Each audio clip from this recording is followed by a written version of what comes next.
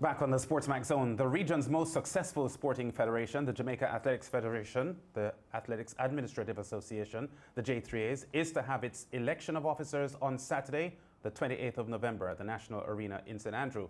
Now, nominations for posts opened on the 7th of November and will close on the 21st. Incumbent President Dr. Warren Blake is not seeking re-election, paving the way for two men, current General Secretary Garth Gale and 1976 Olympic 200-meter champion Donald Quarry, to battle for the post. Now, Gale's bid for the presidency creates a vacancy at General Secretary.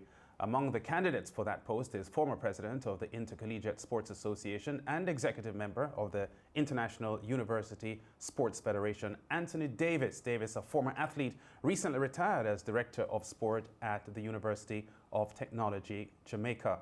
Now, Anthony Davis joins us on the line. Let me first welcome you to the SportsMax zone, Anthony Davis. We have known you for decades, and I guess our first question is, was there a temptation at any point to go for the top spot instead of the General Secretary role? Well, let me say good afternoon to you, Lance, and your viewers. At no time have I ever thought of going for a top job. I am passionate about the operational side of things, and I think it is important that you go where your passion takes you. And so that's the area I think I can best contribute to the development of the federation and the sport at this point in time. All right, Anthony, you've been studying as recently as 5 or 6 years ago at the University of Glasgow.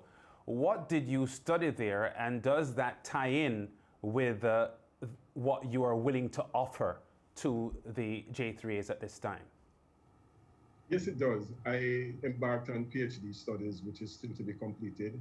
And my area of interest was in legacy of countries who hosting major international events, such as the Commonwealth Games, Pan Am, or the Olympic Games. The preparation that you have to go through in terms of seminars, being able to interact and interview people at the highest level in several sporting organizations prepares you for a role like this. I must also say that during my time in Glasgow, I worked with an organization called NG Homes and set up a series of athletic meetings for high schools, and it is still in progress now. So I think all in all, my experience there goes well. It also helped me to develop several contacts along the way. And in some instances, I tried to seek cooperation between entities in Glasgow and Jamaica. So yes, I am satisfied that my time there will play a significant role in my being the secretary.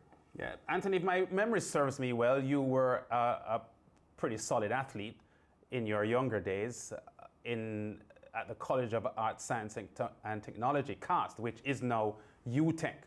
How satisfied are you with the administration of the sport, track and field from those periods when you were actually competing, that was like 4 or 5 decades ago, to where we are at today?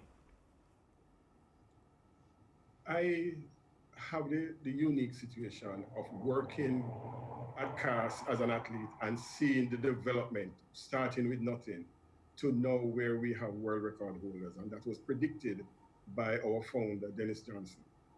Some of the issues facing the association then still exist today. The only difference is the face of the players. I remember when I came home from the 1980 Olympics, I drafted a petition, and I got some of my colleagues to sign the petition and circulated it to the JAAAs, Ministry of Sports, all relevant bodies in sport at the time. And I remember clearly the last paragraph I spoke to making the sacrifice to bring these things to the fore because a lot of less than desirable things took place. And we wanted to try and ensure that athletes of the future would not need to go through this, and there could have been adjustment in how the administration works. We have made some progress, but not enough. And this is why I'm offering myself to help and make a contribution to and improve on some of the things that exist now. Anthony, looking at the constitution of the J3As, I want to draw your attention to section 63, which speaks to the objects for which the association is established. And I'm going to read the three broad objects. One, to promote and encourage the advancement of amateur sport. Two, to support the advancement of culture and sports in Jamaica by promoting athletics. And three, to promote such other charitable purposes which the committee regards as beneficial and advantageous to sports, culture, and good citizenship in Jamaica. Some would argue that over the years, the J3As really has been a track and field governing body with administration, with achievements in that narrow area, narrow when you look at what the broad scope of the J3As objectives are. And if you accept that as the reality, I ask, how do you propose to influence change in that area if you succeed to be elected as General Secretary on November 28th? George, you have to be careful. Like in your PhD studies, you could do a wide range of things. You have to narrow down the area that you want to focus on. And I think that is what the J3As have done. They have narrowed their focus to administering the sport of track and field.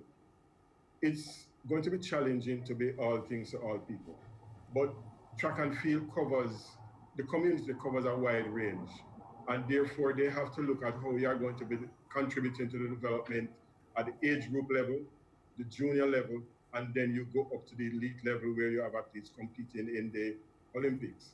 Now, one of the things that I want to make clear is that I have been putting flyers out indicating areas of focus. For me, it's not a manifesto. It must not be considered a manifesto, because a manifesto is something that your president will put to the membership. But I will certainly be a part of the executive that agrees on the strategic direction that we want to go. There are some issues that we really need to look at. And one of the critical things is how we communicate to our stakeholders. We will have to be pushing to have a difference in terms of how we get information out. Straight across the board, you need to have a system where information goes to everybody at the same time, because persons are complaining that they are not aware. So we must streamline the communications.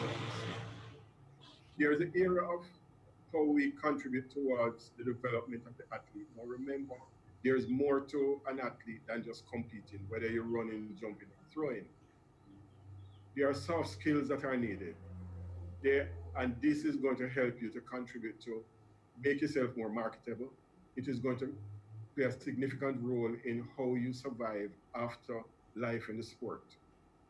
The website, that also needs to be revamped, because we are in an age of technology when information must be available to just about everybody at the click of a switch. So that, are things that needs to be done. We look at some of our stakeholders, the officiating. We are not where we ought to be. Our athletes are pretty much some of the best in the world in the various disciplines. I'm not confident that we can say that about the officiating or all the officials we have. In the same way we have athletes competing at the Olympics, by now we should have a few officials officiating in the Olympics and the larger games, not maybe one or two. And these are some of the areas that I'd want to put things in place to ensure that we can expand and make it better. Now, persons may be listening and say that is fine, but I want to assure you, every area of improvement at the administrative level will result in improvement in the service offered to our athletes and other stakeholders. Yes, I'm with you on that. But I want just to clarify, because I've always, as an individual, felt that the J3A's remit is not best served, not expansively served. I hear you on the point of the narrow focus, of course, because of the realities of the resources that are available and other constraints. But I just want to clarify, if you get into this position, will the J3A's continue to be seen as a track and field organization when, according to its very articles of association, updated in 2014, it is meant, it was conceptualized and meant to be so much more? I will certainly be pushing to fulfill our mandate as per Constitution. And I want also to be very clear. Quite often your actions are going to be governed by what resources you have. So it is something that we'll have to sit down, revisit the Constitution, look at what our mandate is, and work towards fulfilling our mandate. Quite often we operate in a very narrow way because we have not gone back to look at our Constitution and know it inside out and ask ourselves the question, are we fulfilling the role that we were set up to do? So yes, I'd be looking at, how we can fulfill our role in a wholesome way. Your experience, as Lance has noted, is vast, and anybody, of course, who knows your work at the University of Technology will testify to your administrative acumen. But if it is that, another contender emerges with as hefty a CV as yours, you are selling yourself to the public in this moment, Anthony Davis. What is it that you would say about your lived experience, your red experience, that makes you the prime candidate, the only man for this job? I would dare not say I'm the only man for the job. Anthony's a contest. We know you're a modest man, but you want the job. So it is in that context that I'm asking the question. And what I say to people, at this point in time, I'm an excellent choice.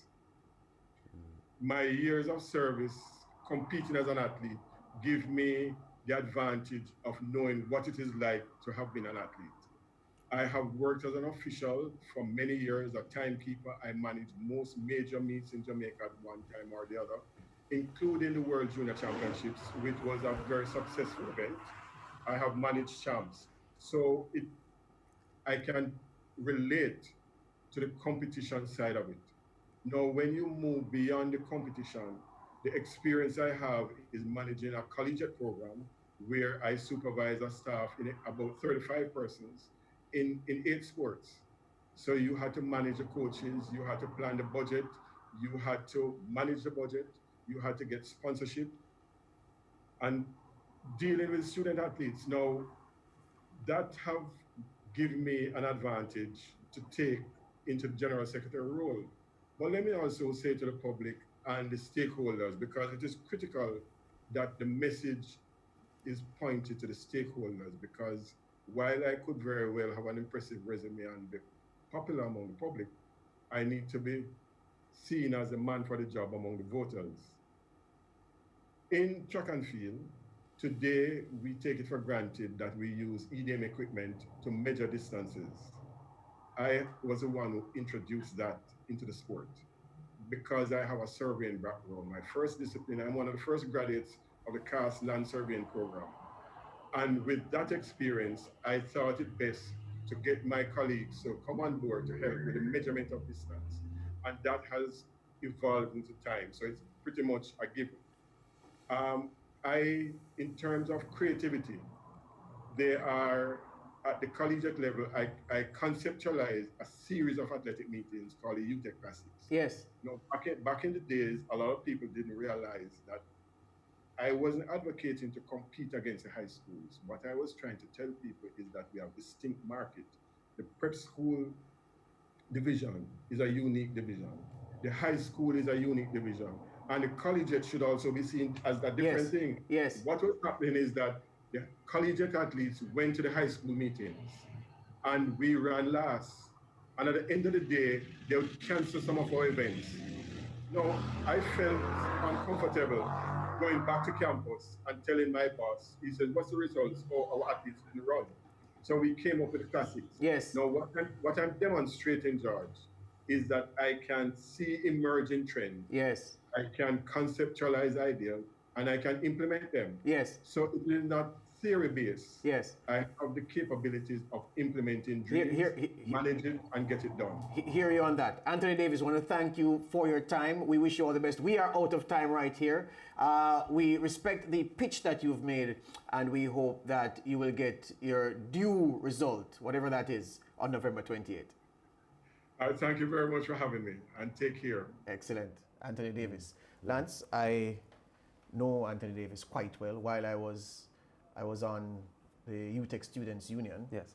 in the mid 2000s, and he came back, and well, before he came back, I heard a lot about him. I met him, and how he was advertised, he was better than advertised, and that rarely happens because people's reputations sometimes are overblown. But I think he's a first-class guy, and critically, what I'm looking for him is sometimes the J3s, it feels as if, as I said, I see it, and many people see it, and you would agree, I'm sure. It's a track and field organization. That's all it's intended to. That's its raison d'etre. And I've wondered over the years why they don't rename it the Jamaica Track and Field Association, because that's all it seems to do. It has to be more than that, unless they're going to go by a different constitution, because as things stand now, the constitution is not being honored.